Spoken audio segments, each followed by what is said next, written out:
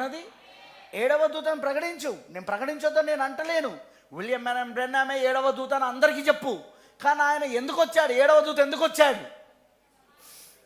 మీకు ఏమైనా అర్థమైందా నేను అన్నది? విలియం బ్రెన్నామ్ ఏడవ దూత ఎందుకు వచ్చాడు? ఓ వర్తమానాన్ని ప్రకటించడానికి. ఏంటా వర్తమానం? రెండవ రాకడ వర్తమానం.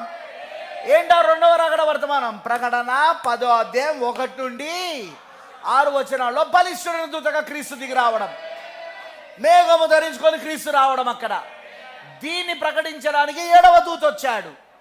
ఇప్పుడు నువ్వు ఏం ప్రకటించాలా? ఏడవ దూతను ప్రకటించాలా?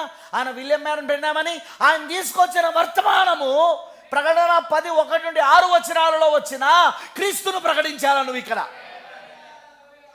రెండవ రాకడ జరిగినదని 1963లో కరెక్టేనా? దీన్ని పౌలు గారు మొదటి దశలోనిక 4:16 ఏమని చెప్పాడు? 4:16 ఆర్భాటముతోను ప్రధాన దూత శబ్దముతోను దేవుని బూరతోను పరలోకము నుండి ప్రభు మొదటిగా దిగొచ్చును అని చెప్పాడు.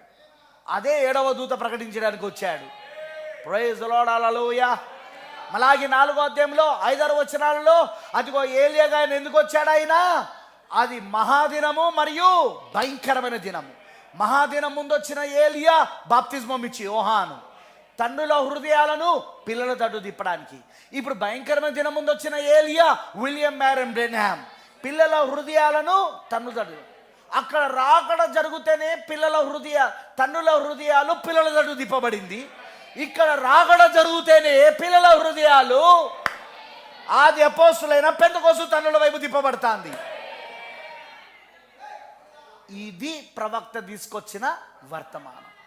ఈరోజు చాలా తెలివిగా చాలామంది బోధించేది ఏంటంటే ఎండ్ టైం మెసేజ్లో నేను విలియం బ్రెన్నామ్ గురించే చెప్తున్నాను బ్రదర్, విలియం బ్రెన్నామ్ గురించే చెప్తున్నాను, ఆయన ఏడవ దూత అని, ఆయన ఏలియా అని నేను చెప్తున్నాను ఆయన గురించి.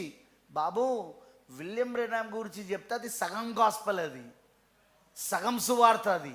కానీ విలియం బ్రెన్నామ్ గారు వర్తమానికుడు, ప్రవక్త, పక్షిరాజు తీసుకొచ్చిన వర్తమానాన్ని చెప్తే అది సంపూర్ణ సువార్త. అది వర్తమానికుని గూర్చి చెప్పాలి, వర్తమానికుడు తీసుకొచ్చిన వర్తమానాన్ని చెప్పాలి నువ్వు. కానీ ఈరోజు చాలా తెలివిగా ఎలా మోసం చేస్తున్నారు ఎండ్ టైం మెసేజ్లో. సాధ్యమైతే ఏర్పరచుకున్న వారిని సైతము మోసగించడం వాడు ప్రయత్నిస్తాడు. మత్తయి 24:24లో చెప్పినట్టుగా వాడు ఏం చేస్తున్నాడంటే ఓన్లీ వర్తమానికుని గురించే చెప్పించి వర్తమానికుడు తీసుకొచ్చిన వర్తమానాన్ని మాత్రము చెప్పకుండా తప్పించుకుంటున్నారు. ఒకవేళ మాలాంటి వాళ్ళు చెప్తే అది అబద్ధము, అది దయ్యం బోధ అంటారు. చూసినావా ఎంత తెలివిగా చెప్తున్నారో? సరే, మరి విలియం బ్రెన్నామ్ తీసుకొచ్చిన వర్తమానం ఏంటిది అంటే ఆది అపోస్తుల బోధ. ఏ ప్రవక్త అయినా ఎప్పుడో వచ్చిన వర్తమానాన్ని తీసుకురావడానికి వస్తాడా? దానికి ఆయన ఎందుకు? మనకు కూడా తెలుసు అది అపోస్తల కాలంలో ఉన్న వర్తమానం. అది ఆది అపోస్తుల బోధ, అపోస్తలం 2:38 అది అపోస్తల కాలంలో ఉన్న బోధ. అది ప్రవక్త వచ్చింది ఆ బోధన తీసుకురావడానికి కాదు. ఈయన రెండవ రాకడ ముందు వచ్చిన ప్రవక్తీన, రెండవ రాకడం ప్రకటించడానికి వచ్చిన ప్రవక్తీన. ఏలియా ఈయన పక్షిరాజు ప్రవక్త, దాన్ని చెప్పాలి ఆయన. అర్థమైందని చెప్పింది. అందుకే ఈరోజు ఎండ్ టైం మెసేజ్లో కనీసం వర్తమానం అంటే ఏంటో తెలియదు, ఎండ్ టైం మెసేజ్ వర్తమానం అంటే ఏంటో తెలియదు. అదే సమయంలో వాళ్ళకు వర్తమానికుని గురించి కూడా పూర్తి అవగాహన లేదు. గుడ్డిగా నమ్మేస్తున్నారు. విలియం బ్రెన్నామ్ ఏలియా అండి, ఆయన ఏలియా. మలాకి 4:5-6 వచనం ప్రకారంగా ఆయన ఏలియా అండి, ఆయన ఏడవ దూత అండి. ప్రకటన 10వ అధ్యాయం 7వ వచనం ప్రకారంగా ఆయన పుస్తకాలు నేను అందరికీ పంచిపెడతానండి, ఆయన టేప్స్లు అందరికీ నేను పంచిపెడతానండి. కానీ అందులో ఉన్నది ఏందో నీకు తెలియదుగా.